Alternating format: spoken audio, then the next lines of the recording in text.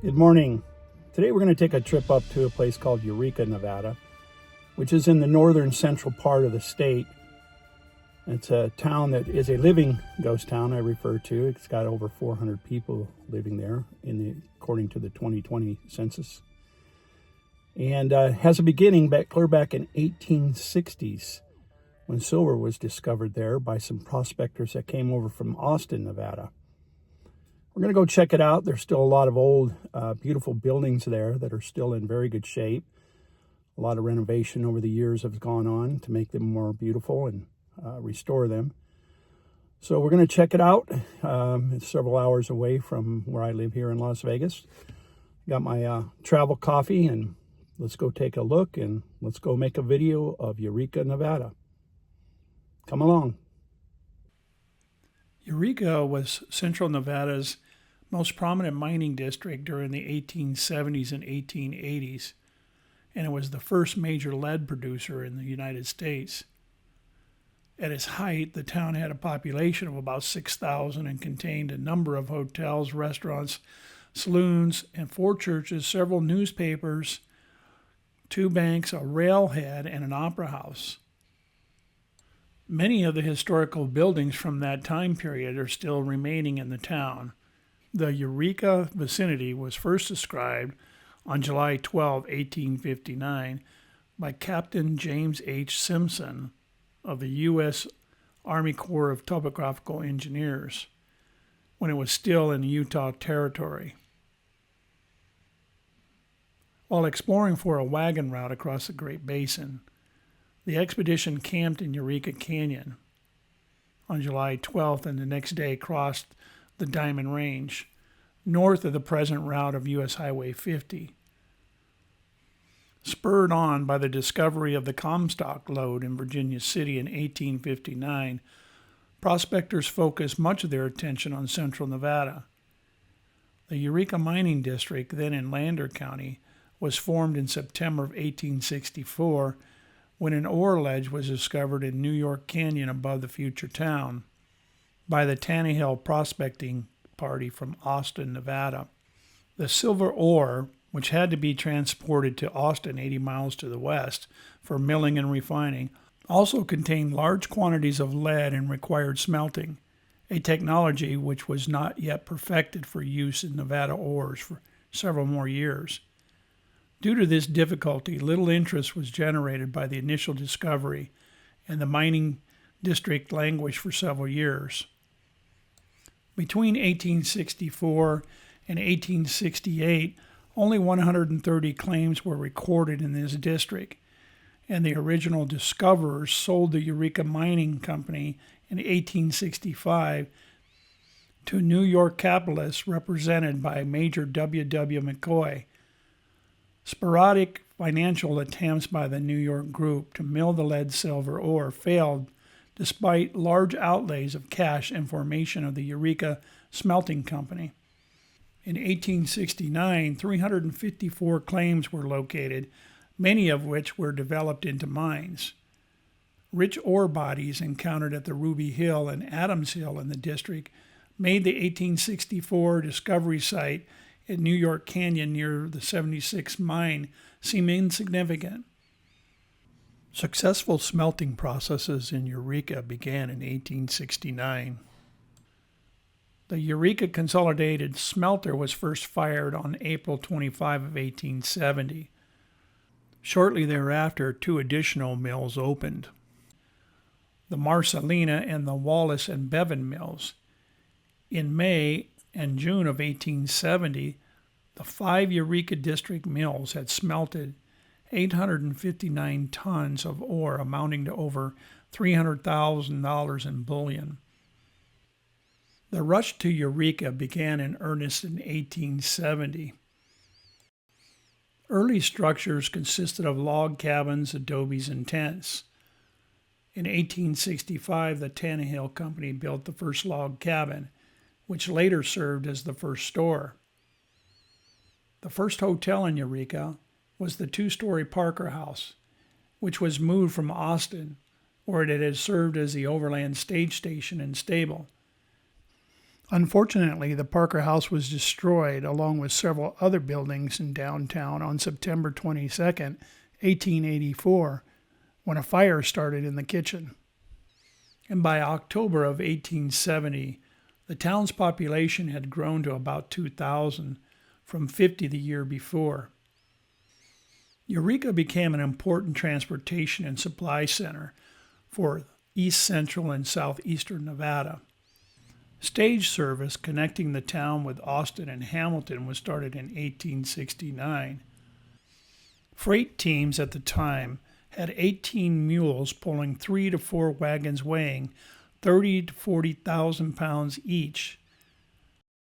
Mules were wintered at the 2,500-acre hay ranch in Pine Valley, which produced some 600 to 1,000 tons of hay during the summer.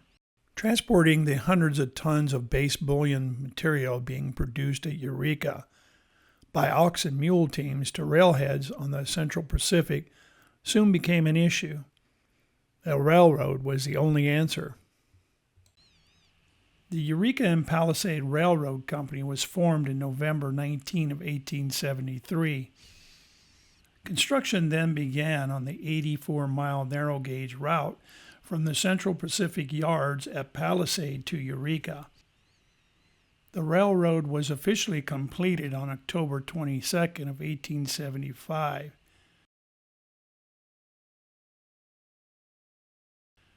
Because of the production and shipment of lead throughout the United States, the railroad was particularly important to this mining district. Earlier in May of 1875, the Eureka and Ruby Hill Narrow Gauge Railroad had been completed between Eureka Consolidated Mines on Ruby Hill and the smelter at the north end of Eureka, a distance of about 3 miles. It was later purchased by the Eureka Palisades Railroad Company that same year. The EMP enjoyed great financial success in its early years. In its first 8 years of operation, the EMP rewarded Darius Mills and his partners with dividends amounting to $1.8 million. While the Eureka and Palisades was stalled, at Alpha, Eureka's largest mining and smelting concern, the Eureka Consolidated Mining Company, was busy building its own narrow gauge railroad. 3-mile-long railroad connected the company's mine on Ruby Hill with its furnaces at the north end of Eureka. The EMP purchased the mining company's rail line in 1876 and created the Ruby Hill Railroad to carry on its operation. Over time, the Ruby Hill Railroad built extensions to its tracks to serve other mines and smelters in the district. The fortunes in mining peaked and began to recede after the mines under Ruby Hill became flooded in 1881. Eureka's smelting era came to an end when its last furnace went cold in 1891. After that, all of Eureka's ores traveled to smelters in the Salt Lake Valley. Through the 1890s, the EMP suffered a steady decline, greatly hastened by the silver crash of 1893. Due to the financial difficulties, the railroad decided in 1900 to apply for bankruptcy. The narrow gauge line emerged from its receivership in 1902 as the Eureka and Palisade Railroad. Large-scale mining returned to the Eureka area early in the century. In 1905, the United States Smelting and Refining Company acquired the mines on Ruby Hill. Catastrophe struck the narrow gauge in March of 1910. A 100-year flood hit central Nevada, washing out miles of the EMP's track. This disaster overlapped with the death of the EMP's principal benefactor, Darius Mills. The railroad again went into receivership and reemerged in 1912 as the Eureka Nevada Railway. Mining in the Eureka district saw a major revival during and immediately after the First World War. This allowed the railroad to return to profitability. In the end, the Great Depression slowly strangled the life of the EN. Eureka's narrow gauge succumbed to abandonment on September 21 of 1938. Soon after the abandonment of this rail line, the town of Palisades did not survive. The Palisade post office was discontinued in 1961. Interesting enough, there is an extensive cemetery located here at Palisades.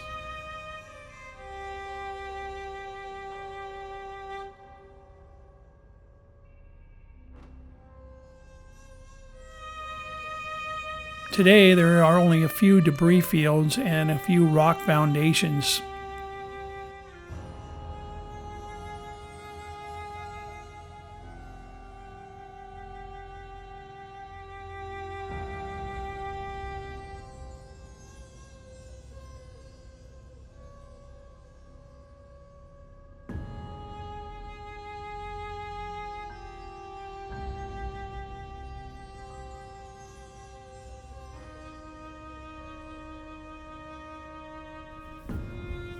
The Palisade community was founded in 1868 as a station on the Central Pacific Railroad.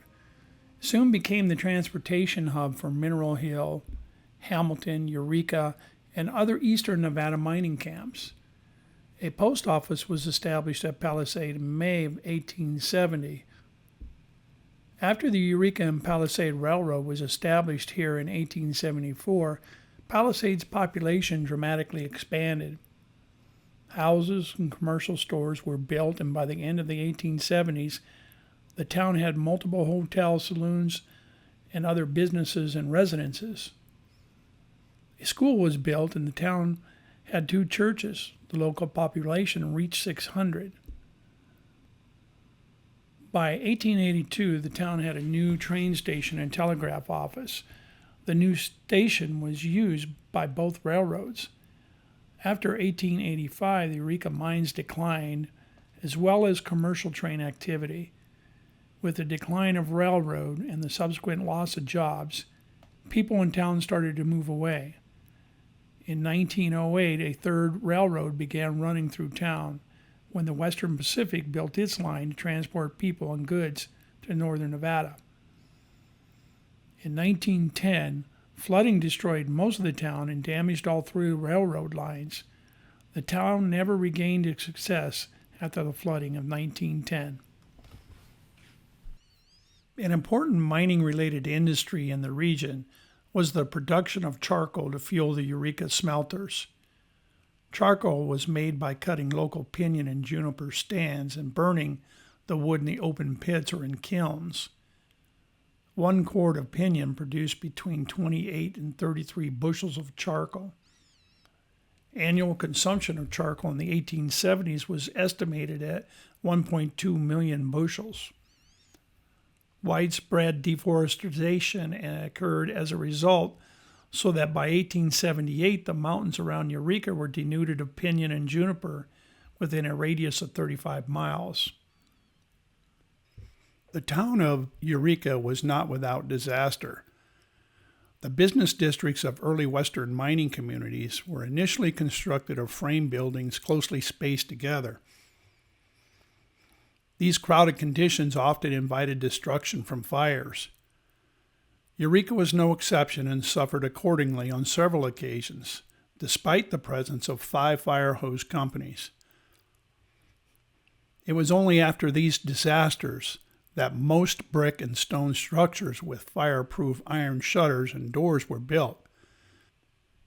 While small sections of the town were destroyed by several fires in the early 1870s, the worst one occurred on April 19, 1879.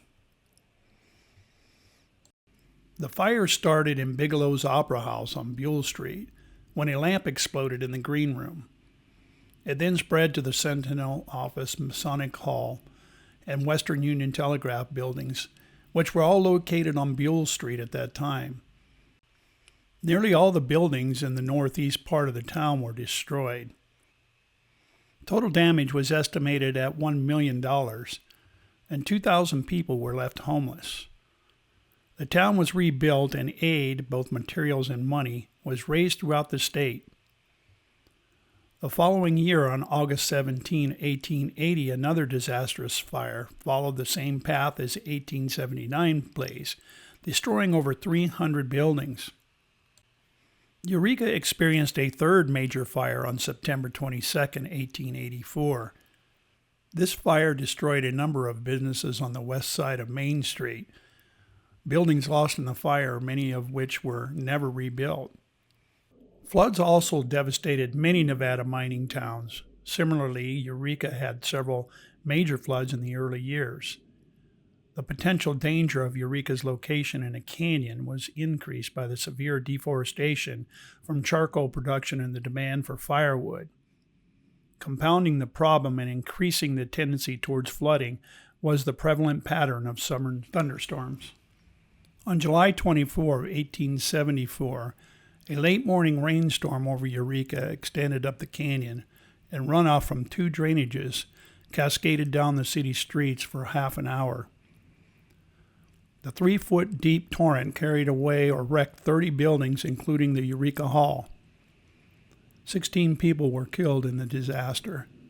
Water is the bane of the mining industry. Too much water in mining is hindered, while too little water means both milling and hoisting are hindered. Eureka was supplied with water from local springs in Eureka Canyon. At Ruby Hill, an elaborate water system fed by outlying springs and a reservoir in New York Canyon was established to bring water to the town and to supply water for the hoisting works and mill. Then in 1881, water was encountered at the 765-foot level of the Eureka Consolidated Mine on Ruby Hill. The Eureka shaft completely flooded in 1882, necessitating permanent pumping operations. The problem with the water was widespread because the mines were usually connected for improving ventilation and safety. In the Eureka Mining District, the Eureka Consolidated Enrichment mining operations were changed by the federal government with the misusing the surrounding pinyon juniper woodlands. Because of the potential civil and criminal suits against the Eureka Consolidated Enrichment companies, both mills suspended operations in 1889 while the matter was being resolved. In 1890, the Richmond smelter closed, and in 1891, the Eureka smelter followed suit. By the turn of the century, Eureka's population had dwindled to about 1,000 people. The decline in mining and smelting operations in the Eureka district had a substantial negative impact on the population. There has been a few small but very short-lived resurgences since the turn of the century in mining at Eureka. Another stimulus to Eureka's economy since World War II has been the agricultural and ranching developments in Diamond Valley. Eureka is probably the best preserved mining town in Nevada, outside of Virginia City. Unlike Virginia City, however, Eureka has not succumbed to commercialization and retains many fine historical buildings erected over a century ago during the town's heyday. In recognition of the town's historical significance, Eureka was designated a National Register District on April 13 of 1973. During the summer of 1985, an inventory of the buildings and a brief historical archaeological survey was conducted by the Nevada Historical Society. A total of 145 historical buildings were identified and recorded in the town. In this next upcoming section here, we'll go through and look at some of the more significant ones. The Eureka County Hospital, located at the south end of the city of Eureka, was one of the first medical centers in Nevada. The building was constructed sometime in the 1860s, but now sits vacant. This structure is known as the Tannehill Log Cabin. The log cabin is believed to have been the first house built in Eureka. It was built by the Tannehill brothers, who lived in the cabin for about a year before selling their mining interests. In the late 1860s, it served as Eureka's first store. It is constructed with massive pine logs from the pinyon pine trees that then grew at higher elevations around Eureka before all of the trees were cut down for charcoal to support the smelting operations. This is St. Brendan's Catholic Church It is still active today and was erected in 1874 to replace the original wood structure built in 1871. The present stone structure was built from volcanic rock that came from the Chandler Quarry above the west side of town. Although Eureka was never the state capital of Nevada, they refer to this building as the governor's mansion. It was built in 1879 by Reinhold Sadler. Governor Sadler was a businessman, contract teamster, rancher, and Nevada governor from 1896 to 1902. Today, this is a private residence. This building is known as the Eureka Sentinel Building. It was constructed in 1879 at a cost of $10,000, equating to well over $1 million today. The Eureka Sentinel was published in this building from 1879 to 1960.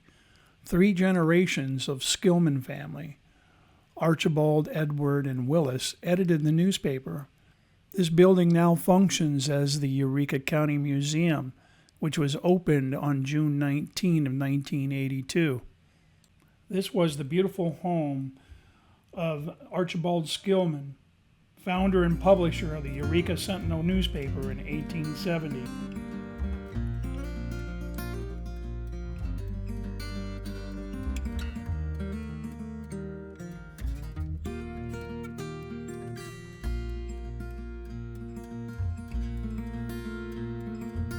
This is the Cullinan Hotel. It was built by William Clark in 1880. Originally built as a meeting house for the Italian Benevolent Society, it was used for 5 years and left vacant until the 1930s, when a doctor used several rooms for his practice. From 1938 to 1999, the hotel welcomed guests from all over the world. Today, new owners have remodeled the entire hotel, and it's open for guests year-round. The Eureka County Courthouse was started in 1879 and was completed in June of 1880 at a cost of $55,000 for the building and about $15,000 for the jail, vault, and fixtures. The courthouse was the finest in the state outside of Virginia City.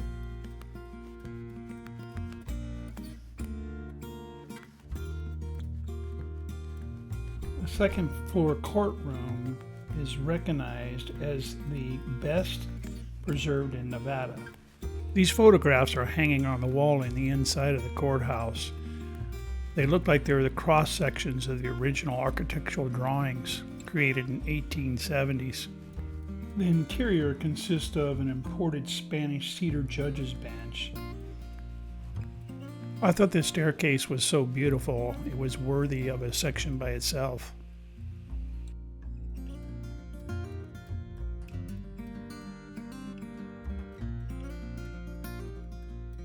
This safe vault door was at the entry of the records keeping in the Eureka County. The Hall Safe and Lock Company was an American manufacturer of locks, safes, and bank vaults throughout the second half of the 19th century. It was incorporated by Joseph Hall in 1867. It quickly grew to become the largest safe and vault manufacturer in the world. The Eureka Opera House was built on the ashes of the old Oddfellows Hall, which was destroyed by the Great Main Street Fire of August 1879. The Opera House was used for the first time for the New Year's Eve costume ball in 1880. Eureka was on the main tour circuit for opera and theater performances, and many famous personalities performed here during the town's heyday. In December of 1923, a fire caused by a misplaced lantern destroyed the oleo stage curtain that was originally hand-painted in Italy. The curtain was replaced in 1924 with a new one painted in Minneapolis. The 1924 oleo curtain still hangs at the front of the stage. This building was constructed by the Tognini Company, a Swiss-Italian company. It was the Eureka Billiard Hall and Saloon until the 1880s. It was also the headquarters for one of Eureka's biggest charcoal production companies. Today, the building houses the 180 Gallery, dedicated to promoting local, regional, handmade, and unique items. This building was built in the 1870s by Italian masons. On July 6 of 1879, hundreds of Italian charcoal makers met at this saloon and created the Eureka Charcoal Burners Protective Association, also known as the Carbonari. The union was created due to the low and unfair prices that the mine owners were willing to pay. The Carbonari went on strike on August 18 of 1879. A 9-man posse was dispatched to the burner camp south of Eureka near Fish Creek, where several hundred Carbonari were camped in preparation for the strike. Tensions were high, and the posse opened fire without provocation. Once the air cleared, 5 charcoal burners lay dead and 6 wounded, while all members of the sheriff's posse stood unscathed. This tragic event would later become known as the Fish Creek Massacre. This 1873 building has seen many businesses in it. In its early beginnings, it had a doctor's and business office upstairs and pharmacy downstairs. In 1907, it was part of the Zato Hotel and was updated with a new saloon and dining hall. Next, it was a Europa Hotel and later the Eureka Hotel. Charles Lautenschlager purchased this lot when the fire of April 1879 destroyed the original building. Lautenschlager erected the current stone building by October of 1879, that same year. Later, it served as a bank. By 1924, the Farmers and Merchants National Bank occupied the building and was one of the few banks in the United States to remain open during the Depression. There are 2 historic buildings here that survived the fires of 1879 and 1880. Over the years, it has housed the local butcher shop, bar, and restaurant. The Rain family purchased the property in 1973 to run a grocery store, and the buildings were combined. This is Eureka's first permanent church, built in 1872. It was built to accommodate the miners who had come from England. Regular services were held from 1893 until the church was closed in 1907. The building is made of hand-cut local volcanic stone. It survived the disastrous fires of 1879 and 1880. Today, church services are held here on a regular basis. Today, it is the Eureka Community Church. Built with native stone in 1881, the Methodist Church was open for services until 1900. In the 1940s, it was Hooper Auto Garage. In 1959, the building was added to the Historic American Building Survey. Major renovations in the 1980s added custom woodwork and Eureka-made stained glass. The Jackson Hotel, or the Jackson House Hotel, built in 1877 by Irish immigrant Andrew Jackson. It was advertised as the only fireproof hotel in Nevada. This boast was put to the test with several fires happening over many years in Eureka.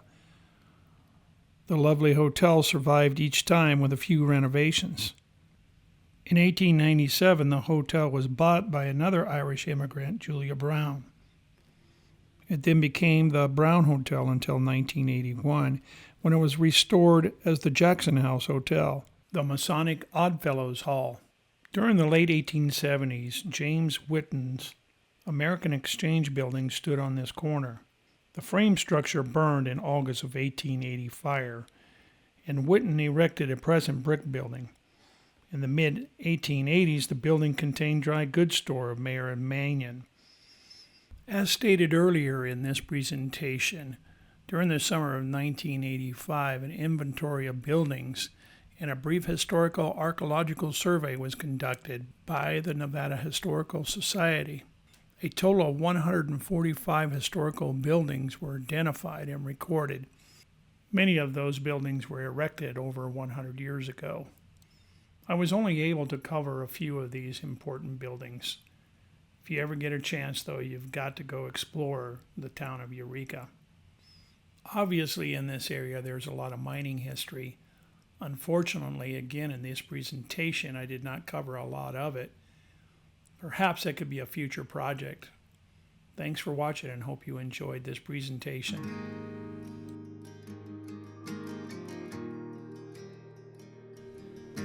There are current mining operations in Eureka, Nevada, although they are primarily focused on gold rather than silver and lead that initially fueled the town's boom in the late 1800s. Specifically, the Ruby Hill mine, operated by Aiti Gold Corporation, is an active open-pit mine in Eureka County.